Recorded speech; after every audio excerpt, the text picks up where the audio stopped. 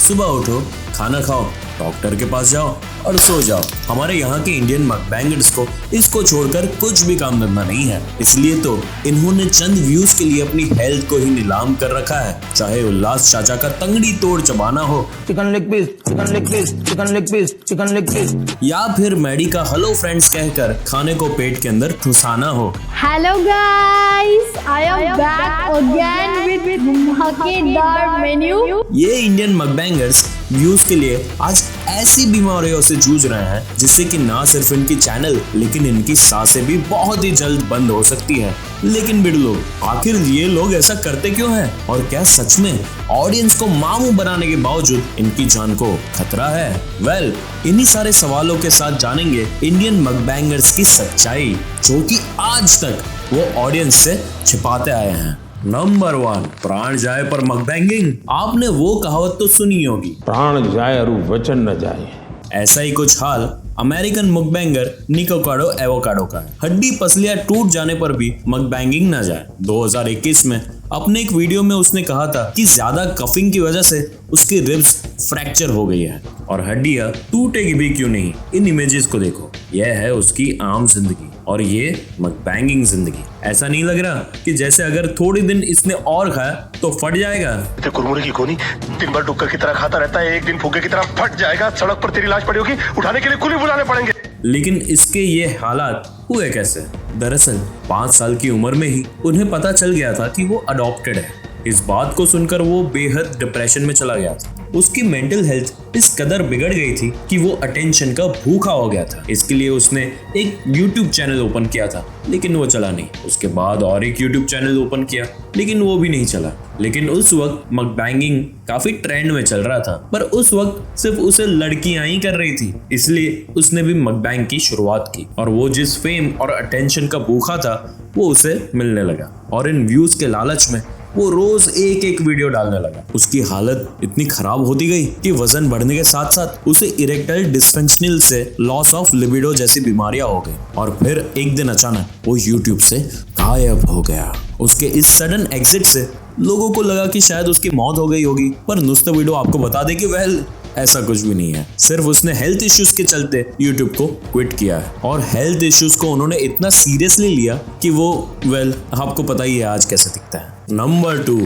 देसी मकबैंगर। तो आज अपन गए डॉक्टर के पास, वहां से पता चला कि अपने को ब्रोंकाइटिस का प्रॉब्लम है। बिड़लो, ब्रोंकाइटिस एक ऐसी बीमारी है जिसमें पेशेंट को सांस की प्रॉब्लम होती है। नहीं, वो बहुत ही सांस वाली प्रॉब्लम नहीं, ब्रीदिंग प्रॉब्लम। मतलब आप बोल सकते हो कि चेस्ट रिलेटेड प्रॉब्लम अपने को है। तो इंडियन मकबैंगर यानी सौरव दास को बचपन से ही ब्रोंकाइटिस की बीमारी थी, लेकिन इस बीमारी को इग्नोर करने की वजह से उन्हें ठंडे चीजों की एलर्जी होने लगी और ये सब उन्हें पता चला मकबैंगिंग की वीडियोस बनाने के बाद। क्योंकि जब उन्होंने अपनी पहली वीडियो शूट की थी तो फूड के ओवर कंजम्पशन की वजह से वो रात भर सो नहीं पाए थे। धीरे धीरे ये चीज और भी ज्यादा बढ़ने लगी, क्योंकि बिड़लो, ब्रोंकाइटिस है ही ऐसी बीमारी जिसमें पेशेंट ज्यादा मील कंज्यूम नहीं कर सकता। इनफैक्ट वो तो कोई ठंडी चीज खा भी नहीं सकता, यानी नो आइसक्रीम, नो खीरा, नो ठंडा, नो लहसुन।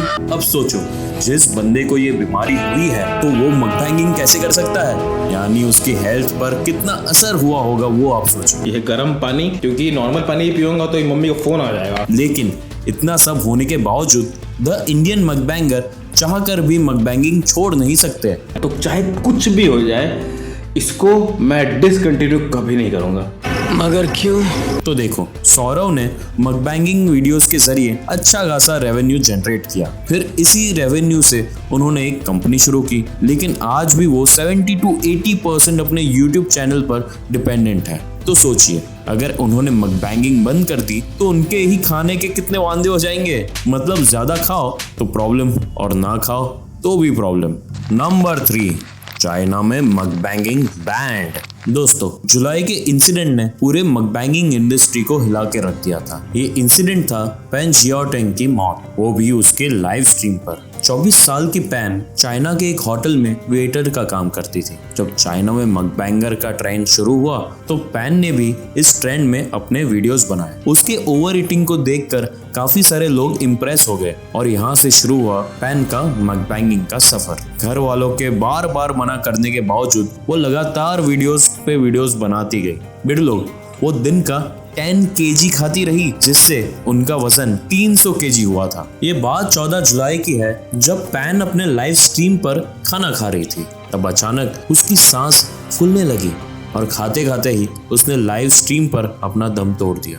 फिलहाल तो उसके मौत का कारण ऑफिशियली डिक्लेयर नहीं हुआ है, लेकिन मीडिया रिपोर्ट के हिसाब से ज्यादा खाना उसके बॉडी पर ही भारी पड़ गया, क्योंकि बहुत सारा फूड खाने की वजह से वो फूड डाइजेस्ट ही नहीं हुआ, जिससे कि उसके लोअर बॉडी पार्ट्स डैमेज हो गए। इस इंसिडेंट के बाद चाइना ने बहुत सारे इन्फ्लुएंसर्स को मकबैंग करने के लिए बैन कर दिया। इनफैक्ट प्यूडीपाई जैसे इन्फ्लुएंसर्स भी मकबैंगिंग को क्रिटिसाइज करने लगे। अब इस इंसिडेंट को देखकर इंडिया में भी मकबैंगिंग के लिए कुछ रूल सेट करना चाहिए, क्योंकि हाल ही में एक फेमस न्यूट्रिशन ने कहा है कि लार्ज क्वांटिटी में फूड कंज्यूम करना मतलब खुद को मौत के मुंह में ढकेलने जैसा है। नंबर 4, बिरयानी तेरी माँ की। मैडी को खाता देख आपको सिर्फ एक ही चीज बोलने का मन करेगा,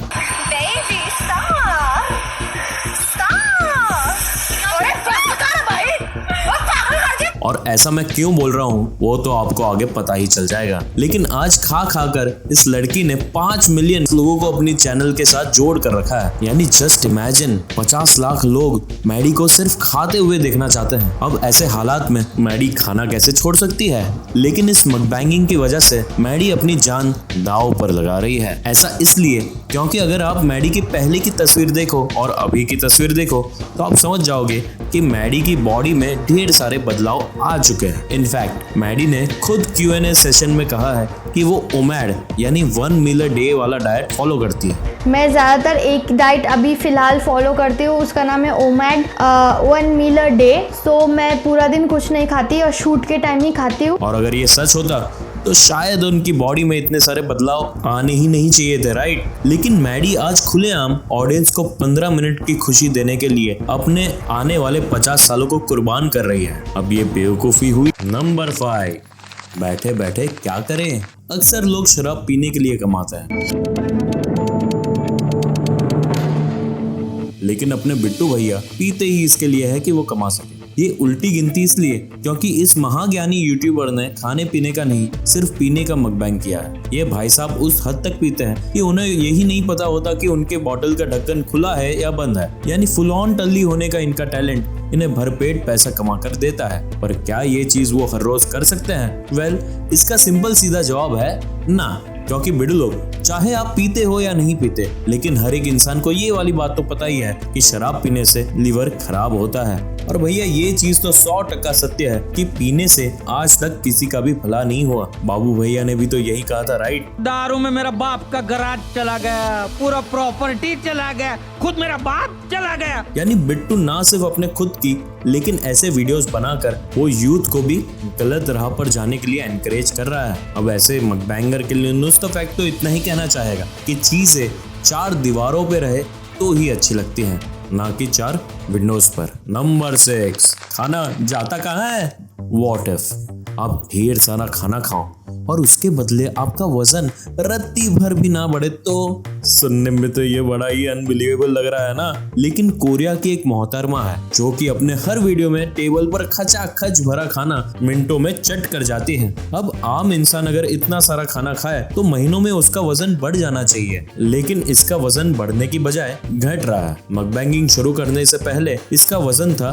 50 kg, पर मकबैंगिंग के बाद इसका वजन घटकर 48 kg हो गया है। नहीं, वो इसे घटाने के लिए कोई भी एक्सरसाइज नहीं करती। आई नो आप भी यही सोच रहे होंगे तो ये खाना जाता कहाँ है? वेल, अगर डॉक्टर्स की माने तो ये मकबैंगर ढेर सारा खाना खाती तो है, लेकिन उसे खाने के बाद ये तुरंत ही वॉशरूम में चली जाती है। यानी ऊपर से एंट्री और नीचे से फटाफट से एग्जिट। और यही वजह है कि इनका वजन बढ़ने की बजाय घट रहा है। और ऐसे ही फाड़ू फैक्ट सुनकर हंसते हंसते अपना ज्ञान बढ़ाने के लिए फॉलो करें, वीडियो को लाइक और शेयर करें। मिलते हैं अगली वीडियो में, तब तक के लिए मचाते रहने का बाबा।